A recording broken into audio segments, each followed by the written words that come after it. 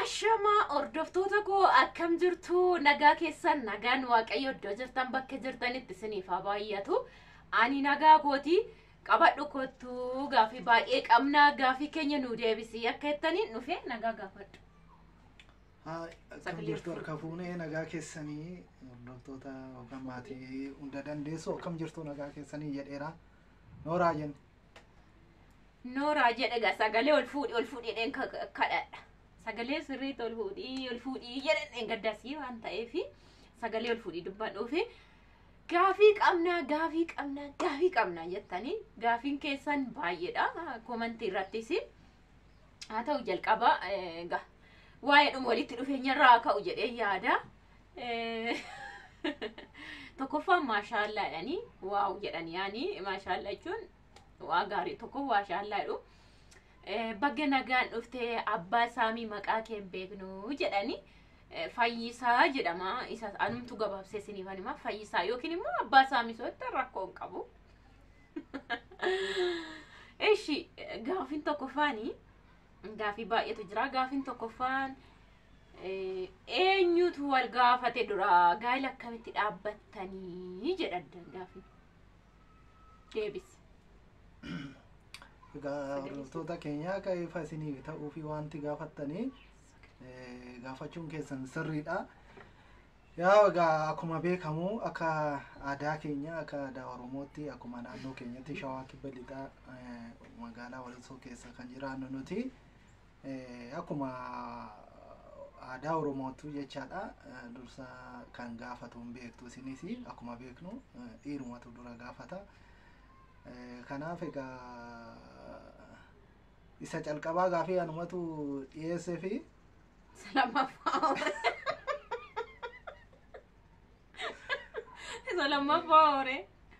sana booda egaa amma tokko egaa xiqqoo yaa'u isuma barame waanuma duratti barame jedhameetuma yoo xiqqoo deddeebisan malee dafanii yoo jedhan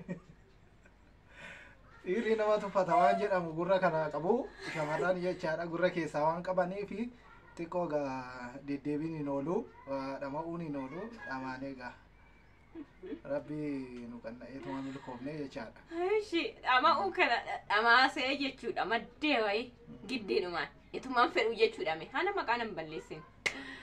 Anyways deebiin isinii deebi'ee yaa akkuma duudhaa Oromoo ta'es garuu amma yeroo kana shamarranis kan gaafattu jirti kanaaf jedhan isaanii haala irratti hundaa'anii si gaafatanii garuu kan keenya isumarraa ka'ee akkamitti yoo jettan immoo yookiin wal argaan eessaa kan jedhu isin jiraachi keessa eeyutu wal argee duraa eeyutu wal gaafate jedhama gaafin asumaatti numa lamaantu wal arge wal argu garuu mana riyaa kootitti wal argine sana booda dubbiin gaxaxamaa dhufe jechuudha. Soba? Sirriidhuma ani garuu egaa yeroo calqabaatiif yaa'u innaan dura arguu fedhiin nama keessatti kan horugaa waaqayyoodha waan ta'eef jaalala nama keessa kan kaa'u yeroo calqabaa fi ani nuti amantaan keenya Pirootestaantii waan ta'eef waldaa kiristaanaa waldaa keessatti hin arge lammata deebi'ee yeroo lammataa hiriyaa ishee biratti hin arge akkuma carraa hiriyaa ishee biratti walitti dhufnee yeroo walitti dhufnee jedhuuni yeroo sana nagaadhuma gaafadhee callisee zimmi'een booda karaa hiriyaa ishee sanaatiin qoradhee itti deemee jechaadha gaafa. Ani garuu manuma hiriyaa koo sanatti hin arge karaa sagantaa inni na hubatu duraan deddeebi'ee malee ani immoo garuma mancaa hiriyaa kootti hin arge itoo taa'uun bira darbee jechuudha manni hiriyaa koo tokko turee toon ba'u jechuudha. Sana booda ga dubbiin dheeradha. Ishi kan biraa immoo kan biraa jechuudha egaa kunee waanuma jirudha caalatti dhuguma aadaa Oromoo waan ta'eef warruma dhiiraan nama gaafata garuu yeroo kana gaaba baay'ate waan baay'ee irraayyuu kana karaa kamiin akka jedhani sargii keenya viidiyoon isaa nurkaa badee nu dhoowwate namichi karaa kamii akkamitti akka ta'e baay'ee hin hubanne. Beelloo uffachuu koo malee garuu karaa kam akka ta'e hin hubanne. Akkamitti gaa'ela dhaabatta yaani karaa normaal gabaabaa millaashiin hin jira miti walitti qaban immoo sargiidha moo karaa amantiitiin hin jira isa sitti. Sargiin akkuma beekamu yaa'u nuti sargii kan cira kan godhanne karaa maatiitiini. Maatii keenyatu dura jaarsi waldaa ergamee walitti dhufeet maatii walitti dhufanii wal gaafatanii beellama ta'eet akkasitti cira godhanneeti wal fuunee jechaadha. Malsi yookaan millaashii isa jedhamu sanaan otoo hin taane cidhumaa wal fuuneet lammata irratti immoo millaashii dhannee akkasitti yoo waan nu gargaare immoo viidiyoo infinnaa isinitti agarsiifnaa. Viidiyoo si gaafa dheeraa namicha gidduutti wal dhabnee suuta jedhee amanaan booda gaafannaani koottuu fudhadhu naan jedhee yeroo dhiyootti anaaf mijachuu dide malee naa in argitu jedhee tana yaada abdii qaba. Dhugaa viidiyoo sanaan viidiyoo maanu dhoksitaa waan nu dhoksituuf qabda abbaa manaa kee gadi baaftu dadhabnaan dhiisan hin naasan. Kanaaf viidiyoo namicha kaameeraa qabnee turre birriidhanii waraabanii makiinaan nu faana oolan gaafsana yeroo hunda sa'aatii hundarratti hirmaatanii nu waraabaa oolan garuu nuun kennine kanatti hafee kanatti isin agarsiifne malee waan hin dhosso hin qabu isiniin jedha. Kana fakkaata gaafii noo jiraate immoo nutti maadha nu gaafadhaadha. Gaafiin baay'eedha garuu. Na dhoksuun ishii bareeduma jechaan egaa yeroo ammaa kana hin beektu dhiirri widdiidha jechaadha. Mi'aadha dhiirri waan ta'eef kanaaf dhofkachuun ishii tursiiftee gadi baasuun ishii bareeda. Bareeduma otoo na argaa wanti jedhan egaa gaarii miti. Kanamaaf suuta jennee keessas sodaa qabdi. Keessa sodaan qaba bara kana widdiidha. Biyya keenyatti widdiidha. Maal ta'e wattaaddarri fitta hin beektani caakkatti dhufe namaan jedhu dhugaa waaqa biyya keessatti. Argattee immoo dhabdee namaan jiru isaaf jedhannis haa ta'u hundumaafuyyuu bagayyatte maal goona ree ijoollee. Lammaffaa immoo hunda dandeessuun yeroo tokko nyaara nutti guurtii nutti aarti maal inni akkamii si birattis akkanuma jedhan.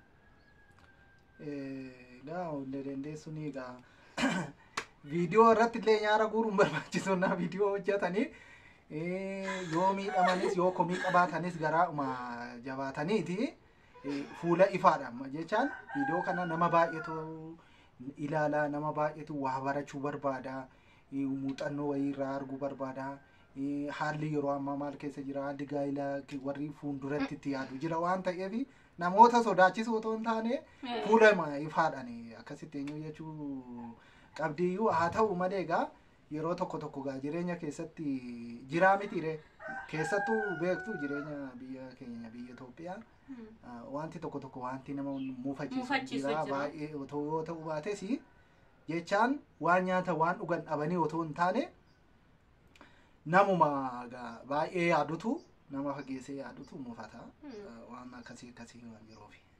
Akkasigaa garuu dhugaa dubbachuuf immoo innaan namatti dallanu yookiin immoo nuti dallante yeroo tokko jettee maaliif dhuguman dallana ani garuu jechuun zim jedhee lafa kaayatoo hin taane waan nama dallansitu akkunumaan itti dallana mana keessa soo ta'e mana qofaa yookiin viidiyoo irratti bichaa miti jechuudha. Gin akkasumaan ka'ees nama irratti hin dallanu. Garuu viidiyoo tokko immoo kan inni ani dallanu yeroo komentoota laalee komentii tokko dubarras keessa haaruun jiru. Amma naannoo jiraadhu fakkeenya komentii dubbisuu dandeessaatis waan tokko irratti xiqqeessanii of tilmaamu ijoolleen ala jiran baay'ee tokko gadi buusanii jechuudha milee isaanii tokkoffammaa inni kan jechoota namni lama yookiin sadii yeroo nama fidadhe nama naa hojjetu jedhu inni kaan madda sana keessa hojii maal qabda adil dhukkubsatamaa nama barbaaddaa jedhu inni kaan iddoo kalee baateen beektu akka waan nama beekanii anasi fakkeenya si beeku amma fakkeenya miidiyaa kana yoo ofii kee fayyadamte malee kaleen koo kaniin anime baradhee annamaadhaaf abbaan qabne baradhee ofii koof gargaaree iddoo kana ga'ee san jedhu nama barsiisa hin kufinaa. Isarraan immoo birriin koo nyaatamee kan na nyaate hormaallee miti firaa of jajjabeessee wajjin jiraadha qormaan akka laasiin qoramaa baradhaa jedhee sanaan barsiisu garuu akka waan kuftee baddee dhuftee wayi akkasitti silaalu xiqqeessiti namni yeroo ati waan qomna garii geesse akka waan ta'etti silaala. Kanaaf ani kalee mana namaa hojjechaan turre yeroo xiqqoos yeroo maatiin qabnes yookiin daandii taa'aan turre yookiin kadhachaan turre. Okay? Kanaafi kanaaf akkasitti ilaalcha akkasii warri qaban hin እና viidiyoo gargar na yalaacite ilaalcha akkasii warri qaban hin jiru. Ilaalcha xiqqoo jechuudha. Inna isaan akkasii yeroo dubbataniini ani haasa'aa fi tokko kaniin miidiyaa irratti yeroo tokko haarii dubbadhu jechootuma isaan akkatti barreessanii ani kaniin jedhu maaqir jedha ijoollee ala jiran. Ilaalchi isaanii boru galee waan nama ta'ee nama qaxarachuu hin danda'u jechuudha moo namni immoo mana namaa hojjete boru namaa miti jechuudha moo ati waan biraati nama naa qaxaran. Nama mee qaxarachuu jechuun yookiin immoo nama fidachuu jechuun hojii sitti baay'ate tokko akka sheersii godhu. An fakkeenya akkuma yeroo baay'ee dubbadhu yeroo suuqii jedhu suuqii waan hin ooluuf mana keessa immoo namni waan baqa jireenya mitiree waan baay'ee waan jiru hojjechuu si barbaachisa. Ergan immoo daa'ima godhadhe daa'iman qaba waan ta'eef akkamitti waan mana keessa socho'ee jira. Isaaf jechuudha. Haa ta'u ilaalcha kana maaliif akkasitti yaadu? Isaan boroo maaf ilaalcha ofirratti xinnoo yaadu? Ilaalchi namaa gargar kan ta'u akkuma beektani dhugaadha. Namni hundumtuu akka tokkotti yaadu. Haala itti guddatee naannoo itti guddatee akkaataa itti guddatee sanatu murteessaa jechaadha. Namni naannoo isaa keessatti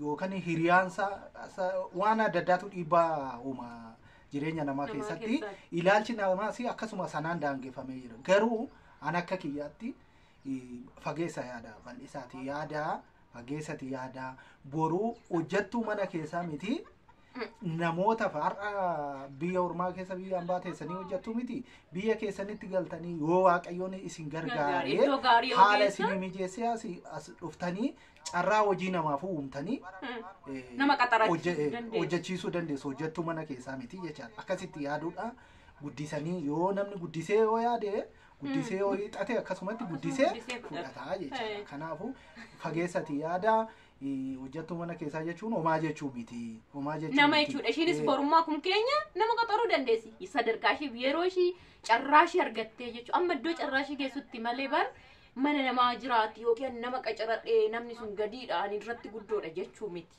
Irra caala maal isinitti fakkaate amma yeroo baay'ee ani waan inni hojiin baay'atee hojiin mana keessaa hojiin nu lamaanii dadhabsiisaa ta'eef yeroo baay'ee ani waan mana hin jirree fi qobaa ishiiti ishiin qobaa ishiiti xiqqoo ishii namni immoo yoo qobaa ta'ee nama dabbaraa waan adda addaati nama wajjin nyaachuun jira qoonqoo nyaachuun jira sa'aatii ofii yoo nama biratti argite sa'aatii ofii kabajjeet nyaatallee nyaatti iddoo nan hin jirretti jechaadha. Kana sababa kanaatiin ilaalleeti nama bira jiraachuun gaariidha kan jedhu irraan nama qacarre malee hojiin biyya Itoophiyaa immoo yookaan hojiin mana keessaa baay'ee ulfaatee humnaan ol ta'ee waan dadhabsiisaa ta'e miti. Kanaaf akkasitti yaada isiniin jechuudhaaf hin barbaadeni. Malee gaafiin keessan sirriidha. Namni waan wagaa namatti fakkaatee gaafata. Waan namatti fakkaatee gaafata dhugaadha. Kana booda immoo yaada gaa prank irratti hojjedha. Waan nama taphachiisu irratti hojjedha. Nuun jettanii isarratti hin hojjenna. Akka warreen tokko gamana isaanii gadi guuranii jireenya nama jibbisiisanii nuun godhinaas waan isin irraa bareedu waan bareeddu waan isin madaali fidaan jettanii uffii jennee nutis kana gaamee ani immoo isaanin gaafadha waan ani isin gaafadhuun qabaa warri viidiyoo kana dhageessanii koomentii irra jalatti nu barreessitu deebii keenya jechaadha. Ani kanneen isin gaafadhu namoonni yeroo baay'ee abbaa manaa ta'anii sooshaal miidiyaa irratti warri ba'anii ittiin fuufanii gaa'elli isaanii akkasitti ittiin fuufuu jedhanii akkasitti yaadu in dubbatus yeroo baay'ee akkasitti dubbatu. Kana maal jettu isin dhuguma yoo dhuguma ta'e ani ilaa keessa ani ilaa kana booda duubattan deebi'a yoo dhugaa ta'e yoo immoo maalirraa ka'eeti namni maalirraa ka'eeti akkas jedha. Namoonni abbaa manaa fi haadha manaa ta'anii sooshaal miidiyaa irratti yoo dhiyaatanii ijoolleen baay'ee namoonni baay'ee waliiku jireenyi isaanii ittiin fufu jireenyi isaanii ittiin fufu gaa'elli isaanii ittiin fufu waan jedhu yaada akkasii qaba namni baay'een. Indiigataa sooshaal miidiyaa irratti hojjechuun dhuguma gaa'ela namaa indiigaa immoo ilaalcha namaa jijjiira. Mee maal jettu mee maal jettu adda baasaa deebii nolaadha. Inni biraa immoo yaada ishiidhaaf kan hin kennu jechaadha. namni waanumatti fakkaate komentii yaada kennuu danda'a. Komentiin inni kenne yaada inni kenne waan xixiqqoo bira darbii dhiisitii waan si fakkaanne dhiisitii waan immoo si fakkaatu waan immoo na hojjechiisa jettee yaaddu sanarratti yaada kee kaayiif komentiin na deebiftu jechaadha. Kanuma gaa. Komentiin taane hin dubbisinii hin deebittiin kennee tillaati iddoo ilaalii naan jedhee jira. Thank you so much. Akkasii galatooma isinis waan daawwattanii fi share like godhaa video kana subscribe baay'isaa. Inni kan jedhe garuu amma subscribe kuma 10 guututti waan qumna gari fideen dhufu suuraan na laaltu malee jedheera. Duraan jedhe. Yaada mataa ishiitii yoo ta'e malee yaada mataa kootii ani fideen dhufu. Kuma 10 yoo guuttanii